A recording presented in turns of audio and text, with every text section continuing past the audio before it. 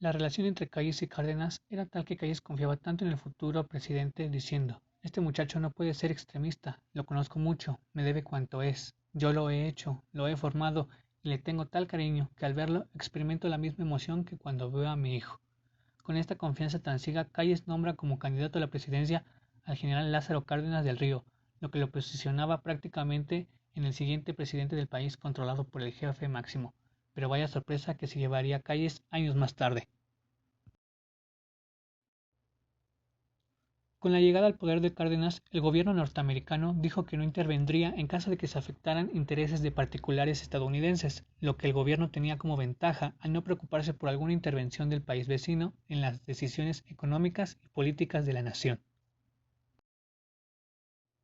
Inmediatamente tomando la presidencia, Cárdenas aplica la purga a jefes y simpatizantes de Plutarco entre 1935 y 1934. El presidente remueve a 14 gobernadores, utilizando el expediente legal de la desaparición de poderes y violentando el pacto federal. También elimina la inamovilidad de los magistrados de la Corte y poniendo en su lugar, para hacerlos coincidir con su periodo presidencial, a personajes afines a la causa. Esto para no encontrarse con barreras u obstáculos que le permitieran llevar a cabo los objetivos del plan sexenal, los cuales eran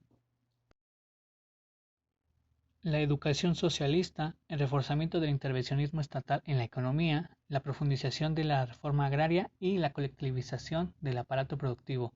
Con estas acciones se acabaría con el individualismo y el utilitarismo propio del libre cambio económico clásico.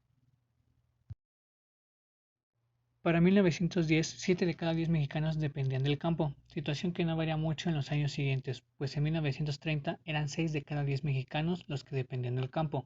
Teniendo esto en cuenta, una de las modificaciones relevantes que haría el gobierno cardenista sería a la ley agraria, desmantelando el Banco Nacional de Crédito Agrícola y en su lugar creando el Banco Nacional de Crédito Ejidal en 1935. Una de las acciones que retomaría el gobierno sería el reparto agrario que Calles había dado por terminado. Entre 1916 y 1928 se repartieron 5.3 millones de hectáreas, cantidad pequeña comparada con la de 23.7 millones entre 1929 y 1940, que representó un aumento del 347.2% en la repartición de tierras. Esto impactó la producción de cultivos, pues creció 5.9 en los años 30, debido al aumento de la tierra cultivada, que fue de 12.5%, lo que contrarrestó la baja en el rendimiento del 6.6%. La economía parecía ir bien, pues entre 1932 y 1934 el PIB real creció casi un 19% y los precios también se recuperaban. La oferta real monetaria aumentó a una tasa de 10.2% en promedio anual entre 1932 y 1936.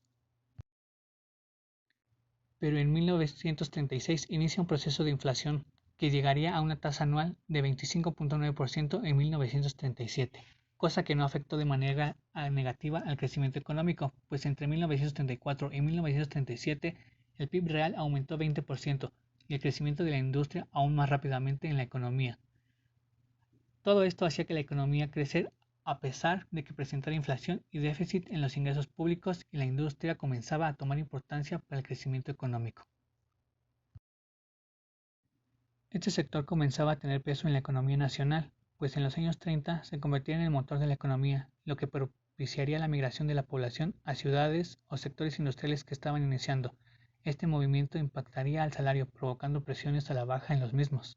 El crecimiento de las industrias fue tal que permitió un desarrollo en la producción, pasando de producir únicamente hule para la industria zapatera a producir llantas y neumáticos. La inversión de Estados Unidos en la industria manufacturera crecería un 27% entre 1929 y 1935. Durante la crisis de 1938 tuvimos un debilitamiento del peso, esto debido a una disminución del Producto Nacional Bruto en Estados Unidos, a su vez causando una disminución en el ingreso nacional y las importaciones, aunado a un incremento en el impuesto a las importaciones, causando una disminución en el poder de compra de las exportaciones. Todo esto causó una disminución de las reservas internacionales debido a que las exportaciones mexicanas estaban cotizadas en dólares. Aunque hubo una disminución en el gasto público, este continuó, tomando por sorpresa a las autoridades hacendarias durante la recesión económica.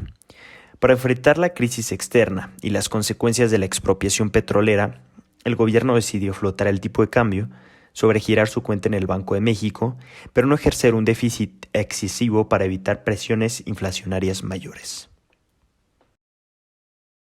Una de las principales características a resaltar de finales del periodo cardenista es una mayor institucionalización de las relaciones con el sector privado. Esto apuntaló al Estado y dejó cada vez más de depender de un caudillo para respaldarse en las instituciones. La perspectiva que nos brinda Enrique Cárdenas es que al término del periodo del presidente Cárdenas, el gobierno había adquirido todos los instrumentos más importantes de política económica que requería un Estado moderno. Ello no implicó, sin embargo, que el gobierno los utilizara en forma irresponsable o usando de todas sus facultades y de poder para estimular la economía y financiar programas públicos más allá de los recursos fiscales. Sí lo hizo, pero con enorme moderación.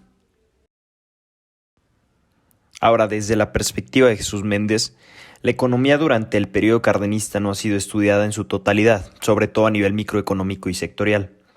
Además, nos invita a no sesgarnos con la figura de Bronce, padre del reparto agrario y epítome del Estado interventor, el bien mencionado Lázaro Cárdenas, que encontró infinidad de carencias y asuntos irresolutos en el mediano y largo plazos.